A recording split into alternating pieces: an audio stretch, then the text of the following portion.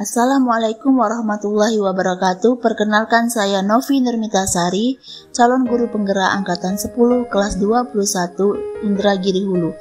Kali ini saya akan memaparkan materi terkait koneksi antar materi, kesimpulan dan refleksi pemikiran Ki Hajar Dewantara.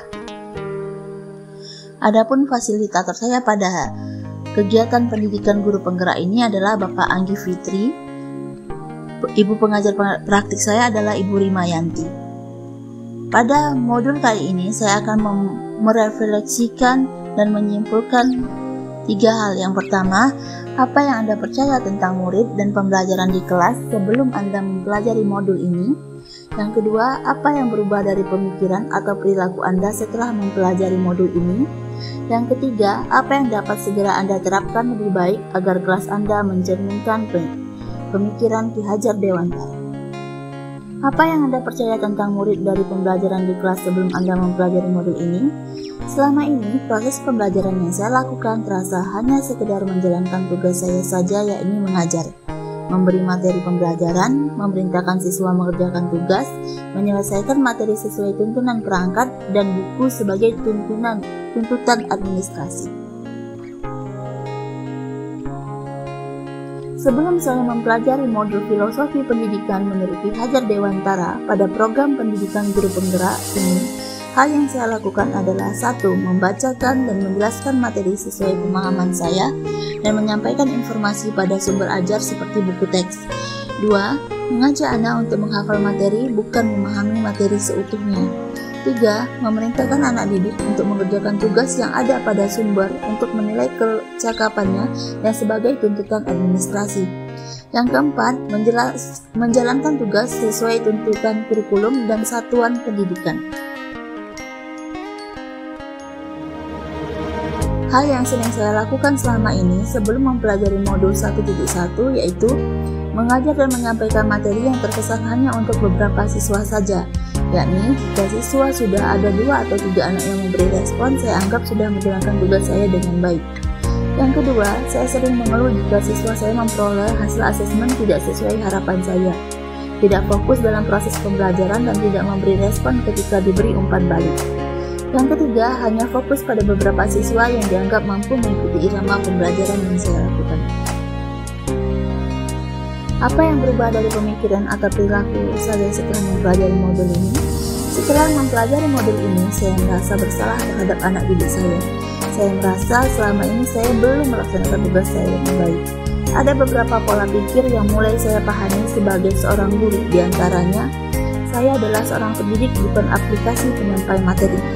2. Proses pembelajaran hendaknya fokus terhadap kebutuhan siswa. Ikuti alur perkembangan siswa sesuai kodratnya, bukan siswa yang mengikuti pola pembelajaran saya.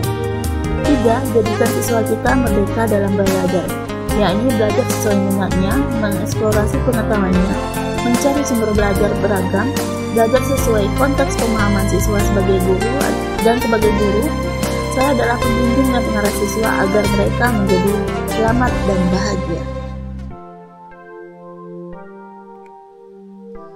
Hal apa yang saya pahami dan sadari, yaitu tujuan mengajar bukan sekadar mencapai target kurikulum, administrasi, dan melihat hasil yang diperoleh anak didik kita. Fokuslah pada proses pembelajaran anak didik kita, di mana kita berperan untuk menuntun mereka dalam menebalkan kodrat yang ia miliki, yang mungkin selama ini masih samar baginya dan masih belum ia sadari agar dapat dikembangkan dan ditumbuhkan dengan baik. Selain itu, hal yang terpenting juga yang harus kita tuntun pada anak didik kita yaitu membentuk karakter siswa menjadi manusia yang berbudi pekerti luhur.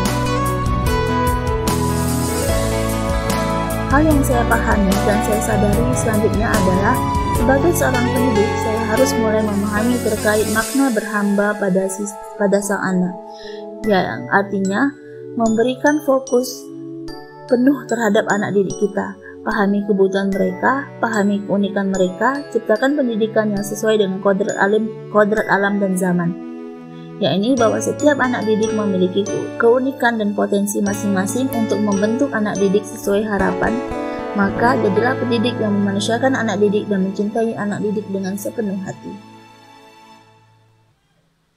Apa yang segera saya terapkan pada pembelajaran di kelas yang mencerminkan pemikiran Ki Hajar Dewantara.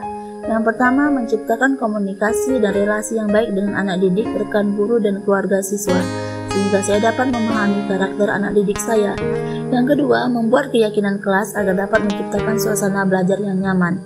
Yang ketiga, mengintegrasikan kearifan lokal dan budaya setempat dalam proses pembelajaran. Yang keempat, meningkatkan kompetensi saya sebagai pendidik dengan menerapkan pembelajaran sesuai kebutuhan anak didik, pembelajaran berdiferensiasi yang mampu merangkul anak didik. Kelima, menerapkan pembelajaran inovatif dan kreatif dengan metode dan media bervariasi. Dan yang keenam, melakukan refleksi pembelajaran agar dapat mengetahui kondisi pembelajaran yang dilakukan. Kesimpulannya adalah, pendidikan adalah menuntut kodrat anak agar mencapai kebahagiaan dan keselamatan hidup. Lakukan transformasi pendidikan sesuai filosofi Ki Hajar Dewantara. Jadilah pendidik yang bekerja dengan rasa cinta, keikhlasan, dan ketulusan. Terima kasih.